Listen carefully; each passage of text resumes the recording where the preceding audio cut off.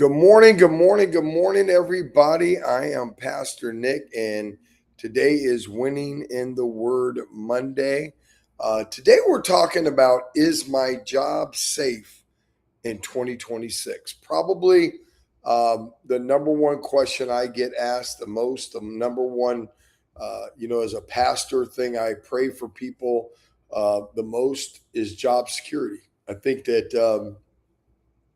With what's going on with AI and the changing work landscape, people are very, very concerned.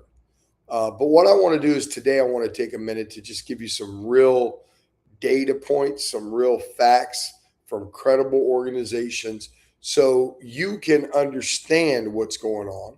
I am not here to blow smoke up your skirt. I'm not here to misinform you. I'm not here to tell you something that's going to make you feel good that's not true.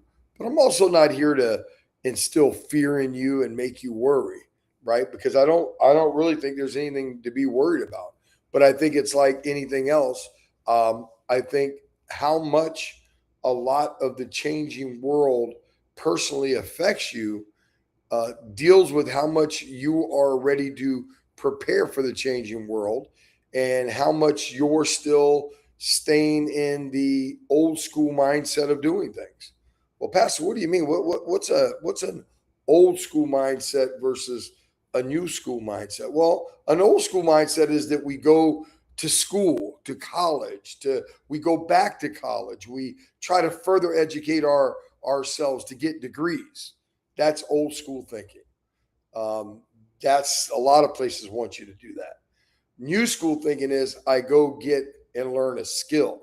I go somewhere and learn something strategically uh, uh, uh, that's going to help me in what I'm doing, not just a general degree. I would tell kids today. I don't know. I mean, maybe I would take some basic stuff in college, but if I had a kid today, my son was young today, he would be going for. I would be instead of having him in football and baseball and all these sports, I would have my son in high school learning what he wants to do, learning what in the workplace he likes to do. And then what I would do when he comes out is I would have him taking skills for that. But one thing I want you to understand is today, job security isn't disappearing. That's the point I'm trying to make. But job security has changed. In 2026, safety is no longer about loyalty or tenure. It's about these three things. Write them down. It's about adaptability. It's about your proven skill set, and it's about value creation. Write that down. It's about your ability to be able to adapt, being adaptable and adjustable. It's about your proven skill set and your ability to generate value creation, value creation. So, yes, layoffs are in the news. Yes, AI is accelerating. Yes, entire industries are being reshaped. And you know what? A lot of it is affecting good, faithful, hardworking people, right? How's it affecting them? They have uncertainty, right? So, what we want to do, let's just separate for the purposes of today's show some fear versus facts. Let's not talk about opinions. Let's not talk about hype, but let's talk about real data. So, let's talk about jobs that are actually declining today. Let's talk about jobs that are actually growing today. And let's talk about why job security in 2026 is less about your role and more about your relevance. Write that down. Relevance, not role. Relevance, your relevance in the organization. What value do you bring to the organization? How do you help you? But Pastor, I just have a, I just drive a dump truck. Well, figure out a way to bring value to driving that dump truck. Think about things you could do better to improve what you do. So write this down. Main point number one: job security is no longer tied to a company, right? So for decades, we've been taught if I'm loyal to the company will be loyal to me. Well, that model is gone. Matter of fact, according to the U.S. Bureau of Labor Statistics, job tenure in America is shrinking. Workers are changing roles more frequently now than ever before, but not because they want to, but because the market demands it, right? At the same time, the World Economic Forum says millions of jobs will be displaced by automation. We already know that, right? But here's the thing they don't tell you. Millions more will be created also, right? But here's the difference. It's going to require a different skill set.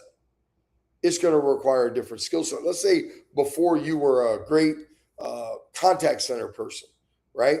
Well, what's the skill set now? Instead of being somebody that can talk on the phone, get a good conversation going, you're going to need to be somebody that really understands using software, using CRMs, using automation, building workflows.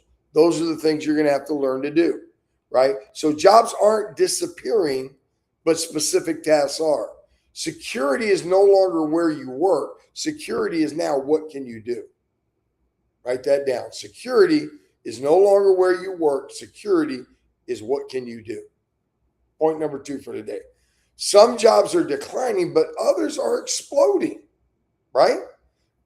So again, data from the Bureau, I got all this from the Bureau of Labor Statistics, show that routine administrative roles, repetitive clerical tasks, manual data processing positions, all of those, right, are in the decline.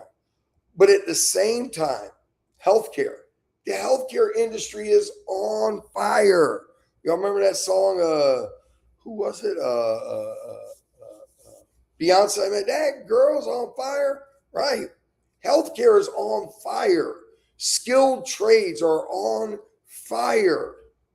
Technology adjacent roles. What does that mean? Technology adjacent roles. Things like project managers, things like team leads. So again, I tell you all the time, your ability to be in a leadership role. Another thing that's coveted today is your ability to communicate, right? Operations roles, they're exploding. Logistics roles, right? Things that require you to think, anything that requires human thought. These are roles that are exploding, right? So automation doesn't replace people. It replaces parts of jobs. Another thing about automation, even in the contact center, as much as we're automating the contact center, what's going to happen? You're going to go from 500 agents in a company that had 500 agents to 200 agents to 300 agents. You're not going to go from 500 agents to 0 agents. Can that happen? Probably in the next 20 years, maybe. But in the next 10 years, it's gonna decline a little bit. But everybody that works in the contact center, tell me, how many times you work next to somebody that doesn't even need to be there. Matter of fact, you're doing 80% of the work and they're doing 10%. So it's going to make your job, if you're a good agent, it's going to make your job much easier and much better, right? The safest workers today are the ones who learn quickly, the ones who adapt their skill set, right? The ones that can work with new tools instead of resisting the tools. Sometimes we resist so much. Don't resist change. You know, in the church, I did something this year, and I believe it's strategically because of this. I changed our entire leadership. I'm not letting anybody that serves go anywhere else. We're moving all the leaders around, and everybody's going to have a new leader. We're going to see how people adjust, how people adapt. Were people serving just because they like Lakeisha or they like Tarshila or Miss Aaron or Dean? Or were they serving because that's where God put them, right? Why? I want to see if they're adaptable. I want to help them handle sudden change. That's what I'm trying to infuse in my leadership team at the church. Point number 3, the safest people are the most adaptable people. That's what I'm talking about here, right? This is the biggest myth about job security.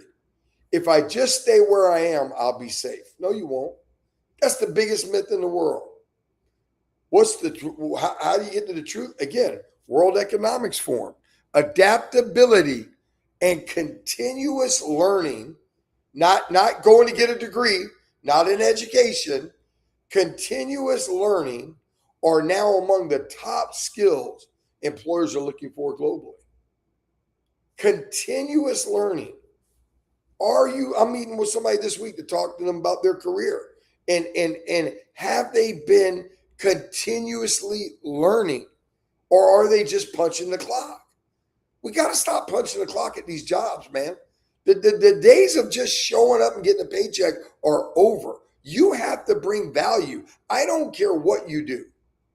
Security no longer comes from seniority, comfort, familiarity, whose butt you kiss the most. Seniority and job security now comes from problem solving, strategic thinking, and a willingness to grow. I got go gospel on my mind. A willingness to grow. I have a young man that's just got into corporate America, or back really into corporate America, and he's doing so well. Why? Because they know that he's a problem solver. They see that he can think strategically. They see that he wants to grow. He's got good communication skills, right? People will evolve around that. Now, he's going to do that. That's going to be a layup. He doesn't know the stuff he's doing right now is a layup. These are things he should be doing. Now, can he evolve into that C-level leader? That takes a next step. That takes more evolving. Will he pursue that, right? So what are you saying? Every level you get to, perfect what you're doing. Become really good at it.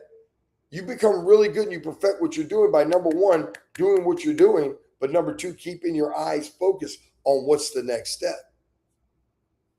So faith in the marketplace, what does that look like? Those who steward their abilities well don't fear change. That's what it looks like. Those who steward their abilities, notice I pause there, well. Are you stewarding your abilities well? If you are, you don't feel change. You don't fear change, right? You prepare for it, right? So let me answer in closing just a couple of questions, honestly. Is your job safe in 2026? Well, the better question is, are you adaptable? Are you adaptable? Don't ask, will my company protect me? The answer is no. They're going to protect their bottom line. And stop being mad at them about that. I watched this whole thing over the weekend. There's this UFC fighter, Justin Gaethje, and he's complaining about they just signed this big deal with Paramount, and he's fought his entire career, and he's only made, which his entire career was like 8 years, and he made $9 million. Did he make a boatload of money compared to what the company made? No. But for you to make $9 million in 8 or 10 years and be broke is your fault. Stop looking for job security. Look at what you do with your resources to create your job security. So stop asking, will the company protect me? Ask these questions. Am I growing my value? When you sit in front of me, you say you're coming to interview for a job in my space. I sell automation. Let's say I sell IVR. I got one question for you. What have you done in the last 6 months in AI? What AI tools do you use? How do you use AI? Why? Because I'm selling AI. If you can't tell me how you use AI, how are you going to sell AI? So are you growing your value? Are you learning things about your field and about your industry? Or are you just punching a clock? If you're in the contact center, why aren't you learning about AI? Why aren't you reading about it? Why aren't you buying some AI tools and playing with them and trying them?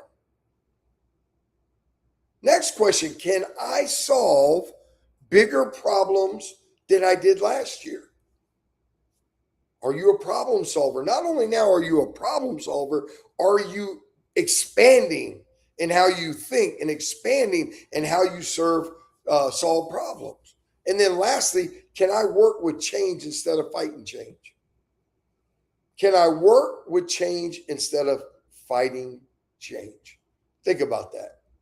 So listen, we're going to stay in this vein next week, next Monday. What I want to talk about is why hardworking people in the marketplace are still underpaid. Why? Why do you work so hard and you're still underpaid? And I want you to learn next week what actually moves the needle in this economic climate relative to your job, relative to your worth, relative to your earning ability. Amen. I hope you've enjoyed this today. I hope it's been helpful. All of the marketplace Mondays for probably the next 2 or 3 months is going to be around our jobs, our workplace, AI, all those things. And then in the second half of the year, we're going to shift into starting and creating businesses, owning your own businesses. So I want to take the people that are working first, and then I want to go over here to businesses. Why? Because you need to have a job before you have a business. If you can't be successful in the world and in the workplace, don't ever go try to start a business. So first you need to be successful over here. Amen. I love you. I love you. I love you. Until Wednesday, Pastor Nick saying, enjoy life.